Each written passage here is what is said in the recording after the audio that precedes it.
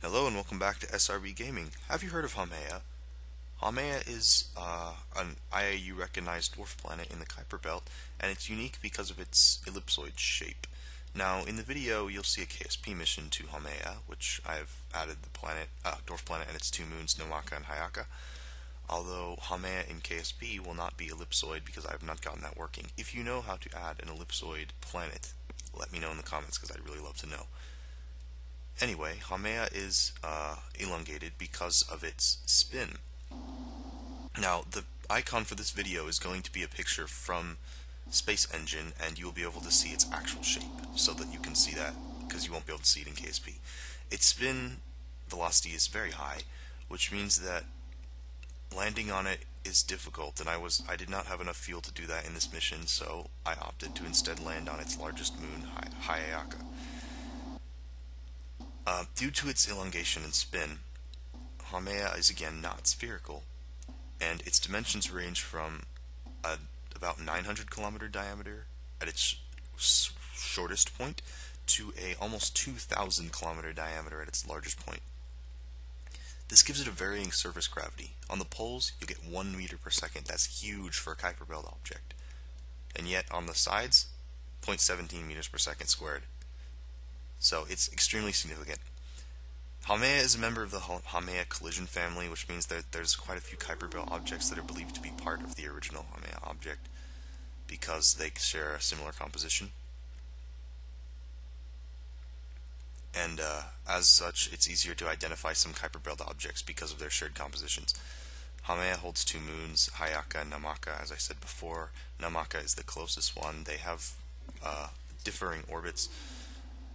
Probably captured objects because they don't share the collision group. Namaka is the smallest. It is probably not that spherical. Hayaka is a bit larger. If it is icy, it is possibly partially spherical due to hydrostatic equilibrium. Has to be a certain size depending on whether it's icy or rocky. And Hayaka is our target today in KSP. You notice I don't actually have a real lander. I have a monopropellant engine from RLA Stockalike and a Vasimir tug to push it into orbit. And so, interestingly, you don't actually need a lander on Hayaka because of the low gravity, and obviously it would help to have a slightly more stable craft with more SAS, but even with the weak SAS I have on the ship, I was still able to easily land. It's pretty stable, it's pretty short, and plenty of delta V to return to orbit and rendezvous, and you will notice that I don't leave the Kerbals stranded on Hayaka this time. I don't leave them there. I don't found a base or anything. The original plan was to explore either another system and return to Eris, or return to Eris and then return to Earth. You will notice that the pod actually has parachutes on it. It's only about 3,000 meters per second delta V to get back to Earth. It's very easy.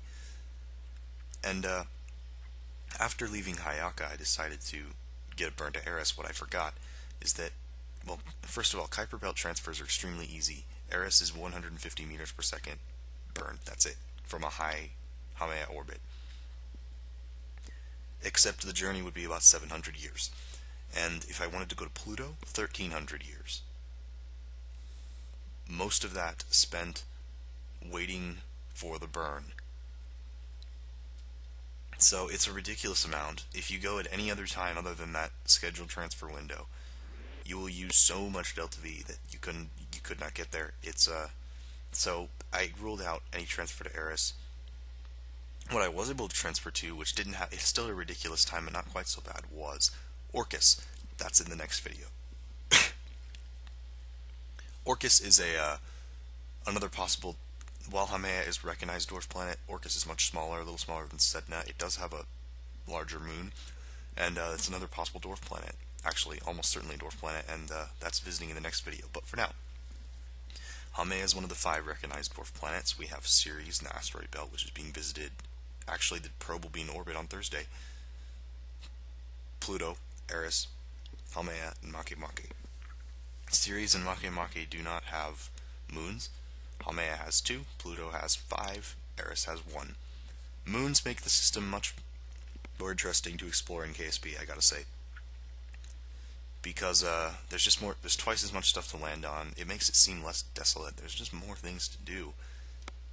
It's probably the reason that no one goes to Dres in the stock game, because no moons, not as interesting.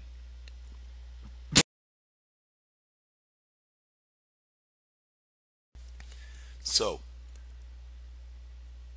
where to go from here? After Orcus, feel free to suggest more Kuiper Belt locations or asteroid belt locations or anywhere. I can add moons to the gas plant giants as well in the comments. And after we dock with the main ship, this thing is ready to transfer to Orcus and say goodbye to Hayaka and Namaka. If you look throughout the video, you will be able to see views of Namaka itself, but I did not ever achieve orbit or do a flyby, just to conserve fuel, although I easily could have. I figured there wasn't much different there than Hayaka. Same color, probably even the same composition, but who knows. Anyway, again, thanks for watching, and please subscribe for more content, because, yeah, growing channel is how I keep making videos. Suggest more locations in the comments. Might I suggest Quawar? Anyway, yeah, see you next time.